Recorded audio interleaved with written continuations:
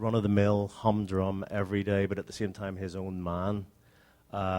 So, for instance, we find out that he's an orphan, but what I deliberately avoided was the usual orphan plot, where you find out that another character in the book has, in fact, been Huey's dad all along. No, we're never going to know who Huey's parents are, because Huey just decided that his foster parents, who are the nicest people he could ever have possibly been raised by, are good enough for him. So he doesn't feel the need to go on some journey of discovery. Right. You want to hit the next slide? Kind of an awkward transition from that into Battlefields, but I did want to talk about Battlefields a little bit. How did Peter come to this particular project? This is Dear Billy, which, as you know, as I've told you, I think is my personal favorite. Also, the bleakest goddamn thing I've probably ever read. But how did Peter come to this project? Peter and I have been working together for 15 years plus, and he's mostly done fill-ins for me: Hellblazer, Preacher, Hitman, The Demon, whatever. We've never had a chance to just create something from scratch together, and this was the ideal opportunity. When we were putting Battlefields together, as you know, I knew Russ was going to draw the Night Witches. I knew Carlos was going to draw the Tankies. Dear Billy was a strange one from the beginning. I had no idea really how that one was going to go. It was so odd. And Peter, who's one of those guys who can handle anything, seemed like the obvious choice. For those of you that may not have read, for those of you that are here for Garth's work on Punisher or Preacher or The Boys, I do encourage you to check out the Battlefield stuff. Maybe, Garth, you could talk a little bit about Battlefields. I mentioned, how The Boys has kind of transitioned, not transitioned, but The Boys is telling multiple stories, multiple layers, and one of those, of course, is Garth's fascination with World War II in particular, and The Boys is kind of a skewed perspective on that, whereas Battlefields is a very realistic, gritty, warts and all take on war. So maybe you could talk about Battlefields a little bit. Sure. Battlefields is really a series of self-contained stories, not a million miles away from the Vertigo war stories I did about 10 years ago. So far we've had the Night Witches. There you go. The Night Witches were the nickname given by the Germans for a Soviet unit of woman combat pilots who saw action in World War II. The Russians committed women to all manner of combat roles, particularly in aviation. The Night Witches, or Nachthexen, as I believe the German phrase is, got their name because they attacked at night, and they attacked by switching off the engines of their aircraft, gliding to the attack, dropping their bombs, and then switching on and getting out, so no one heard them coming. They seemed like witches. Dear Billy was the second story. You can see a bit of that here. That's the story of a British nurse who's captured by the Japanese in the retreat from Singapore in 1942. It's based on a true story. After her capture, she and her fellow nurses were taken to a remote tropical island. There they were assaulted and murdered, except one survived. That's as far as the true story goes. Where I picked it up was she's then taken to hospital. She recovers. She's employed as a nurse at the hospital, and when they begin to bring Japanese prisoners in, she sees an opportunity for revenge. And the third story is called The Tankies, and that follows the fortunes of a British tank crew in the Normandy fighting when they were outfought, outgunned, out-equipped, out-everything. That's the first series. It's available as a book, and the second series, which sees more Night Witches, more Tankies, and a new story about British bomber crews called Happy Valley. That one is going to be collected in June. Yep. Yeah. Actually, I think we have a slide from Happy Valley. I don't know if it's next. There it is. And that's P.J. Holden, who was also someone that you brought to the project in terms of for the second series. And just there's 6 collections of Battlefields in individual trade paperbacks, and then there's one series 1 complete hardcover, and then, as Garth mentioned, the second series. And then we're going to be doing a third series, and you're also going to be doing some war stuff with Avatar. I don't know if you want to talk about that at all. Yeah, there'll be a third series of Battlefields. Night Witches and Tankies both ended up trilogies, so got to finish those. And there'll be another standalone story by P.J. Holden. And yes, I will be doing a couple of stories with Avatar. There'll be a World War II one featuring American bomber crews over Germany. There'll also be one set in the Yom Kippur War of 1973 with the Israeli tankers holding off the Syrians on the Golan Heights. You want to hit the next slide? I think we have.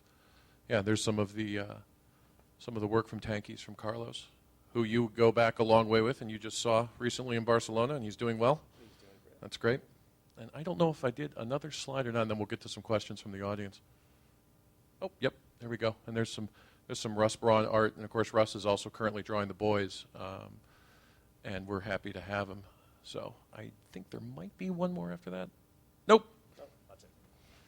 Do you want to take some questions? Do you guys have anything? He's got a mic. When you're doing war stories, as somebody who's trying to break into comics, I'm writing a World War II story myself. What is the one thing that you feel you have to get down? The equipment, the dialogue, the slang, the uniforms. What should I be looking out for? I would say that it all comes together under the heading of authenticity. If there was one thing I would single out, it's try and have the characters talking and thinking as they did in that particular time period. Try not to apply your own values too much, at least not in the way the characters act and speak. By all means, take a moral position appropriate to your own views, but when you get to the way the characters actually act, try and be realistic about the way people in the 1940s spoke, whether it's just their manner of speech or whether it's their moral attitudes, which were slightly different to today. Thank you. As a writer of comic books, that you've covered so many different genres and types of characters and just so many diverse stories, how do you decide what's important for you to work on next? How do you say, well, this is what's next for me? How do you find that?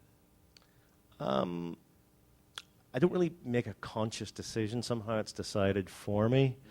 I always like writing war stories, and it took me a long, long time to get to the point where I could write them regularly. So now I just simply do that as a matter of course because I've got 20 years of ideas stored up. But as for other genres, sometimes I just realize it's time to go back to something. Like a few years ago, I thought, haven't done a horror book in a long time, so I did Crossed. There was an idea ready to go, and I ran with it. Beyond that, I don't really pick and choose genres. It tends to be just what story floats up out of the soup at any time.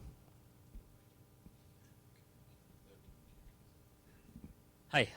One of the things that strikes me as really compelling about your work is how well you do authenticity in characters that a lot of people tend not to handle as well. Specifically, your female characters are always, have a strong emotional core, and they're as capable as men, the Teagles and the Annie Januaries. And how do you and with the Punisher, you have the Barracuda character, which is, the sort of character that a lot of writers would have a very difficult time. In both of those cases, I can see the people wanting to play it safe with both of those types or convey specific messages. How do you create that kind of authenticity and create characters, not platforms? That's a tricky one. I mean, I don't know if Barracuda is necessarily authentic because he's a giant character in every sense of the word. What I can tell you I did with Barracuda was I began with that old song, Stagger Lee. You know that one? Yeah. There's a particularly good version of it on the... Yep. And the other thing, so I decided, right, I'll have a kind of living embodiment of that song, a giant monster of a man. The second thing I decided, though, was he had to be an optimist. He couldn't be one of these glowering ogres that populate comic books that never smile, that simply go around doing dreadful things, and it makes them more and more unhappy. With Barracuda, the glass always had to be half full, and it always had to be worth getting up in the morning, because who knows what the day would bring. He had to be that kind of character, because otherwise he really would have been just one more big guy, big monster of a guy. Authenticity, it goes back to what I was saying to you about 1940s characters, is you just have to find a way to get into the person's voice, and you have to find a way to make them seem more real than, as you say, a platform. It's all in the dialogue. It just comes down to the way people speak. You have to have an ear for it. I'll ask a question. When you speak of authenticity, do you find any challenges in the year 2011 with going back to the material and the characters of the people of the 40s and presenting that to an audience today? Because there's some things, and there's, in particular, there's also some stuff in The Boys. There's some social taboos, some things that don't get said anymore that you've still said. Do you find any hesitancy there? Not really. I do read an enormous amount of history, military history, but also just political history, regular history. And I find that personal accounts can be very useful. You always have to be very careful about how much you're going to trust the eyewitness, the writer in particular. But it's a great way to find out how people spoke, right. Turns of phrase and so on. So that's one way of doing it. Considering how many different comic books and how many different genres you wrote, do you find yourself kind of branching like character personalities and situations from stories to stories kind of accidentally? In the sense that a lot of it is subconscious, yes. I do find myself like wandering along the path, and in a sense, I mean, Barracuda, for instance, he got his own series. That was not planned. In fact, he was going to get killed the first time he came up against the Punisher, just because I don't believe people can generally survive encounters with the Punisher. I figure that if you can do it once if you're exceptional, but he definitely gets you the second time. But Barracuda was such a popular character that he did wander off and get his own series. He was worth exploring further. And in fact, the new Nick Fury book that I'm doing next year, if it survives long enough, you will see a sequence set in the 1980s in Nicaragua and El Salvador, where we will see Barracuda as a young-ish Green Beret getting up to all sorts of dreadful things. Okay, that answered part of my question. I was going to ask, besides the Punisher Max, was there any other superheroes you considered doing your type of work with, or was he just like the high point? It really began and ended with the Punisher, to tell you the truth. I mean, I do get offers from time to time. It would be great to see the Hulk Max. It would be great to see Wolverine Max. But I turned them down because, to me, it's kind of one joke. Wolverine Max, you can kind of see what that would be. It would just be blood flying all over the place and more inventive ways to pop the claws in sequence so that dreadful things happen to people. Beyond that, because I have no intrinsic love for the character, I wouldn't be able to do much with it. So it really began and ended with the Punisher. And if you count Nick Fury as a superhero, which I suppose he has been played as, him too, to an extent. But that would be it. Mr. Enos, actually I have a two-part question for Mr. Enos and the editor. Mr. Enos, Enos, sorry. Mr. Enos, with the way you create your superhero characters, me and my friends have come up with the evaluation that if we have a tough question about how a superhero will come over in the situation, we go, Mr. Garth already figured it out. So, you took a lot of the brain work. So when writing